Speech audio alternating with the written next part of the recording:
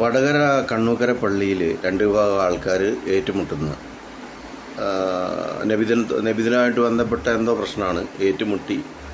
അപ്പോൾ പോലീസുകാരെ വന്നു. പോലീസുകാർ അവരുടെ യൂണിഫോമിൻ്റെ ഭാഗമായിട്ടുള്ള ബൂട്ടിട്ട് പള്ളിക്കുള്ളിൽ കയറി ലാത്തി ചാർജ് നടത്തി. രണ്ട് വിഭാഗത്തെയും തല്ലി ഓടിച്ച് ലാത്തി ചാർജ് നടത്തി രണ്ട് വിഭാഗത്തിനെയും പിരിച്ചുവിട്ടു. അനിഷ്ട സംഭവങ്ങളൊന്നും ഉണ്ടാകാതെ പരിഹരിച്ചപ്പെട്ടു. അപ്പോൾ അതിനെതിരായിട്ടുള്ള ഇപ്പോൾ പറയുന്നത് വെച്ചാൽ ബൂട്ടിട്ട് പള്ളിക്കകത്ത് കയറി എന്നാണ് പറയുന്നത്. ബൂട്ടിട്ട് പള്ളിക്കകത്ത് എന്താ കയറാൻ പറ്റാത്ത സ്ഥലം വല്ലതും ആണ്. ഇപ്പോൾ രണ്ട് ഭാഗം ആൾക്കാർ ഏറ്റുമുട്ടുന്ന സമയത്ത് പോലീസുകാർ വന്ന് മെല്ലെ ഒതുവൊക്കെ എടുത്തിട്ട് ബൂട്ടൊക്കെ ഊരി വെച്ചിട്ട് പള്ളിക്കകത്ത് കയറിയാൽ മതിയോ? അത് പോരല്ലോ. അവർ കൂടുതൽ അനിഷ്ട സംഭവങ്ങളിലേക്ക് പോകുന്നതിന് മുന്നേ തന്നെ അവരെ ഡിസ്പേഴ്സ് ചെയ്യണമെങ്കിൽ എന്ത് ചെയ്യണോ? പോലീസുകാർ വേഗം വന്ന് നടപടി ഉണ്ടാക്കണം, തല്ലി ഓടിക്കണം. അമ്മമാരെ ഇങ്ങനെ പ്രശ്നം ഉണ്ടാക്കുന്ന ആൾക്കാരെ തല്ലി ഓടിക്കുക. അതിന് ബൂട്ട് ഊരാൻ കൊണ്ട് നോക്കിയിരുന്നാൽ ഇപ്പോൾ പോലീസുകാരിപ്പോൾ ഇത് വിശുദ്ധ സ്ഥലമാണോ വിശുദ്ധമല്ലാത്ത, ഇതിനു മുമ്പ് പണ്ട് മാറാടിൽ പള്ളിയിൽ ഇങ്ങനെ കയറിയെന്ന് പറഞ്ഞിട്ടുള്ള ഒരു സംഭവം ഉണ്ടായിരുന്നു, ബൂട്ടിട്ട് പള്ളിക്കകത്ത് കയറിയെന്ന് പറഞ്ഞിട്ട്. ഇതിങ്ങനത്തെ ഉള്ള സില്ലിയായിട്ടുള്ള കാര്യങ്ങളെടുത്തൊക്കെ എടുത്തിട്ട് ഈ മതവികാരത്തെ വ്രണപ്പെടുത്തുന്ന രീതിയിലുള്ള കാര്യങ്ങൾ പറയുന്നത് എന്തിനാണ്? ഇപ്പോൾ പള്ളിക്കകത്ത് ഒരു ലൈൻ പൊട്ടി വീണെന്നിരിക്കട്ടെ, കറണ്ടിൻ്റെ ഇലക്ട്രിസിറ്റി ലൈൻ പൊട്ടി വീണു. അപ്പോൾ അത് എടുക്കണമെങ്കിൽ ഒരാൾ ബൂട്ടിട്ടല്ലേ അയാൾക്ക് കയറാൻ പറ്റുള്ളൂ. അല്ലാതെ ചെരുപ്പിടാതെ പോയിട്ട് അത് ലൈൻ മാറ്റാനോ അല്ലെങ്കിൽ മറ്റു കാര്യങ്ങൾ ചെയ്യാനോ പോകാൻ പറ്റും.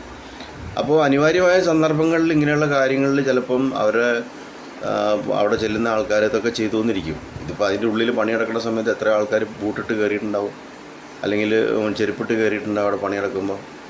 പള്ളി എന്ന് പറയുന്നത് ഇപ്പോൾ ബൂട്ടിട്ട് കയറി അവിടെ കുറച്ച് ചെളി പറ്റിയിട്ടുണ്ടെങ്കിൽ ആ ചെളി, അല്ലെങ്കിൽ അവിടെ നിസ്കരിക്കുന്ന സ്ഥലത്ത് ചെളി പറ്റിയിട്ടുണ്ടെങ്കിൽ ചെളി കഴുകി കഴിഞ്ഞാൽ പോവില്ലേ? അതിലും പ്രധാനപ്പെട്ട കാര്യമല്ലേ അനിഷ്ട സംഭവങ്ങളുണ്ടാകാതെ നമ്മൾ ആൾക്കാരെ പിരിച്ചുവിടുക എന്നുള്ളത്. ഇപ്പം ഇങ്ങനെ ഇതൊക്കെ എന്ന് വെച്ചാൽ ഒരു മതപരമായിട്ടുള്ള രീതിയിൽ ഉള്ളൊരു കാര്യമായിട്ടാണ്, അതായത് ഒരു വിശുദ്ധ സ്ഥലം എന്നുള്ള രീതിയിലാണ് ഇതിനൊക്കെ കാണുന്നത്. അപ്പോൾ ഈ പറയുന്ന ആൾക്കാർ തന്നെ ഈ വിശുദ്ധമായ കാര്യങ്ങളൊക്കെ പാലിച്ചുകൊണ്ടാണോ മുന്നോട്ട് പോകുന്ന ജീവിതത്തിൽ? ഇത് വിശുദ്ധമായ സ്ഥലമാണ്, അപ്പോൾ വിശുദ്ധമായ സ്ഥലത്ത് കയറരുത്. ആ കയറി കഴിഞ്ഞാൽ അത് മതവിരുദ്ധമാണ്, മതത്തിനെ വ്രണപ്പെടുന്നതാണ്, അല്ലെങ്കിൽ അത്രയോ പവിത്രമായ സ്ഥലമാണെന്നുള്ള രീതിയിലാണോ പറയുന്നത്? അങ്ങനെയാണെങ്കിൽ ഇപ്പം ഞാൻ പറഞ്ഞ ഇപ്പോൾ ഈ നമ്മുടെ പഴയ മന്ത്രി മുഹമ്മദ് റിയാസ് ഇതിനെതിരെ പ്രതികരിച്ചിട്ടുണ്ട്.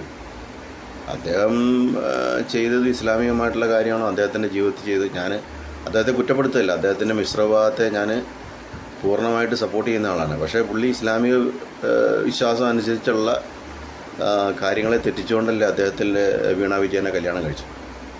അപ്പോൾ അതിൻ്റെ പേരിൽ ലീഗുകാരുടെ അടുത്ത് നിന്ന് കോഴിക്കോട് കടപ്പുറത്ത് അദ്ദേഹം കേട്ട തെറി എന്താണ് നിങ്ങളറിയോ? ഇസ്ലാമികമല്ലാത്ത രീതിയിൽ വിവാഹം കഴിച്ചു എന്ന് പറഞ്ഞിട്ട് ലീഗുകാരനായിട്ടുള്ളൊരു നേതാവ് ലീഗിൻ്റെ ഒരു വലിയ സമ്മേളനം നടക്കുമ്പോൾ കോഴിക്കോട് കടപ്പുറത്ത് വെച്ചിട്ട് ഈ മുഹമ്മദ് റിയാസ് എന്ന് പറയുന്ന നമ്മുടെ പഴയ മന്ത്രീനെ പച്ചയ്ക്ക് തെറി വിളിച്ച ഒരു പ്രസംഗം നമ്മളെല്ലാവരും സോഷ്യൽ മീഡിയയിലൂടെ കേട്ടാണ്. അപ്പോൾ അതിൻ്റെ കാരണം എന്താണ്? അത് വിശുദ്ധമായിട്ടുള്ള മതത്തിൻ്റെ വിശുദ്ധമായ ആചാരങ്ങൾ ലംഘിച്ചു എന്നതുകൊണ്ടാണ്. കാരണം വെച്ചാൽ ഇസ്ലാമിക നിയമപ്രകാരം പറയുന്നത് മുസ്ലിം പുരുഷന്മാർക്ക് മുസ്ലിങ്ങളുടെ പുറത്തുള്ള ജൂതന്മാരെയും ക്രിസ്ത്യാനികളെയും മാത്രമേ വിവാഹം കഴിക്കാൻ അവകാശമുള്ളൂ.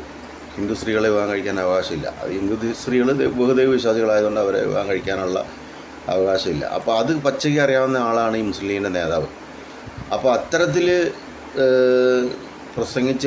അങ്ങനെ പ്രസംഗിച്ചുകൊണ്ട് ഈ നമ്മുടെ റിയാസിനെ സമൂഹത്തിന് മുന്നിൽ താറടിച്ച ആൾക്കാരാണ് ലീഗുകാർ.